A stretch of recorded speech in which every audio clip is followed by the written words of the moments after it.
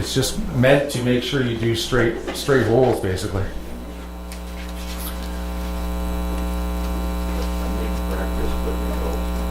Yeah, no. Can you? Yeah, just a minute. Okay. Rob, Whoop. Yes. Sorry. way to adjust for what's called the runouts, you know, the wobble in that. Typically, you're going to have to reposition the chuck itself, and on most of them, you'll have an area down here. And on this one, what's right there, right? Oh, so basically what you'll do then, if there's, some of them will have a slot in there that will allow you to put a piece of metal to knock out the chuck, and then basically you're just going to have to reposition, check to make sure there's no sawdust, no gunk kind of in there. Mike gave me a great suggestion: just use WD-40 to clean it all out so that it spins freely. Sometimes the jaws will get stuck, and that'll cause part of the runout as well, because your bit is not sitting properly inside the chuck here as well. So there's a couple of different areas in which you can adjust it, and then place the chuck back on. Tap it with a mallet. Use a piece of wood. Make sure that your teeth are all the way inside so that you're not damaging the teeth at the top here, and just tap that up. Basically, is what you're going to do, and that should give you sufficient clearance for what you need to do. I'm sorry? Yeah. That's a Morse tape blade. Yes. Yeah. On the bigger one, it will be. Yeah. Yeah. Wayne? One of the things Harry used to emphasize, there's 3 different locations here where you tighten your chuck. He said, being machinists, he's fussy about that. People have a tendency just to use one and that's it. He suggests, tighten all 3. Because people just put their bit in and tighten once and it's good enough. Yeah. The one on the back actually has a keyless chuck. This one has a key chuck, so you're going to use obviously the key to tighten. You're going to put it in the position here, and you're going to lock it down. The one in the back is keyless, so you just basically are going to use your hand and tighten it, and that's typically sufficient. Well, Wayne is saying go through all 3 holes. Yes. Yeah. Rob, Yeah. Yes, sir. found a product this winter that works better than WD-40. It's called Deep Creep. Oh. It's an oil that doesn't evaporate like WD-40. Canadian Tire, Napa places sell it. Okay. It's very, very good. It's excellent.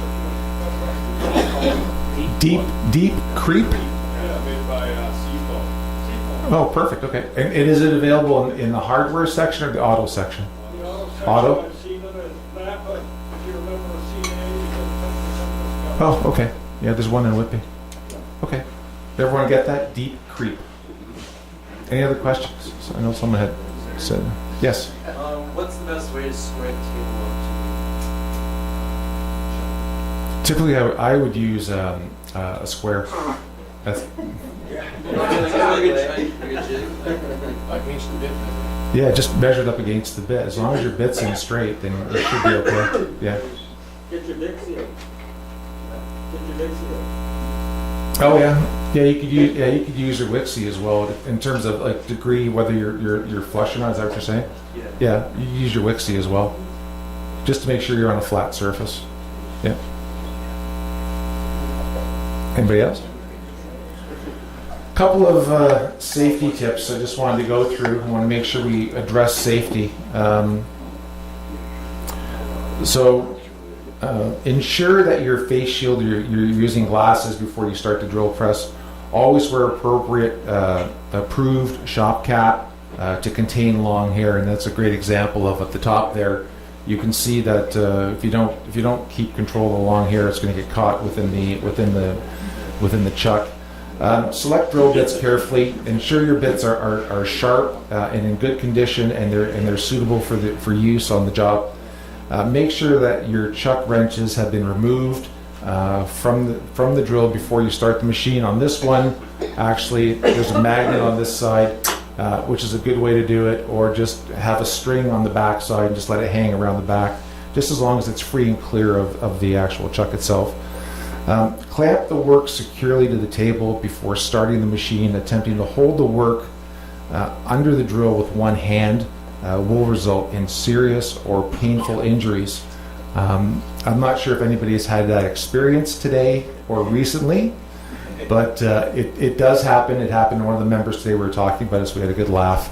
How many times have we sat there with one hand, done this, and the pieces come loose, and what do we instinctively do? All right, I'm going to stop it, and it's going at however RPM. You're not going to stop it. Sorry, Polly.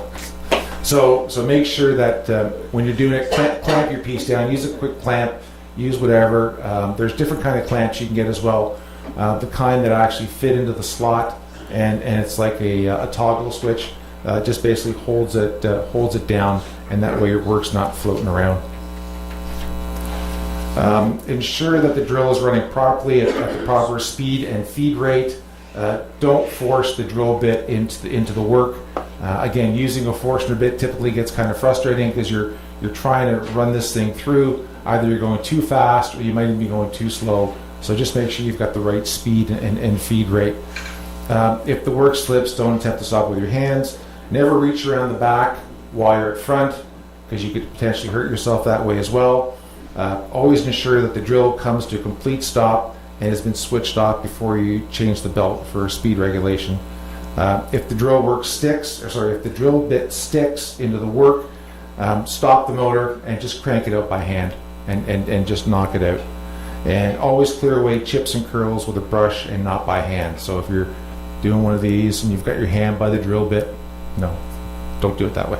This way. If you have a fence, like if you have an auxiliary platform with a fence in the back, that really, because you lock the wood right in place and it really stops you. Yeah. It's funny, we really don't think about it, but you think your one hand will suffice and you'll be able to hold that piece down. When it gets turning, you can't stop it. Yes, Andrew? I was gonna say, when I shot people in high school, you got to move to the corner and join the line. They caught it and so they're out of the corner. Yeah. It oddly enough, it may seem like a harmless machine or a piece of equipment, but it can hurt you, so just you have to be careful around it.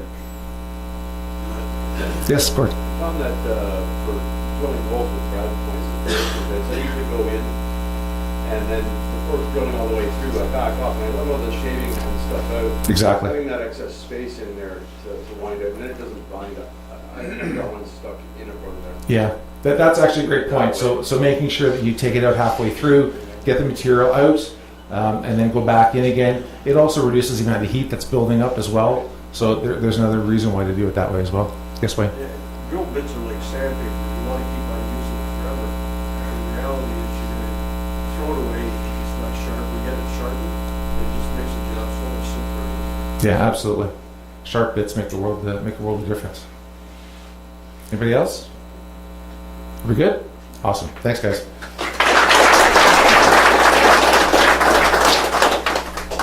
Okay, thanks, Rob.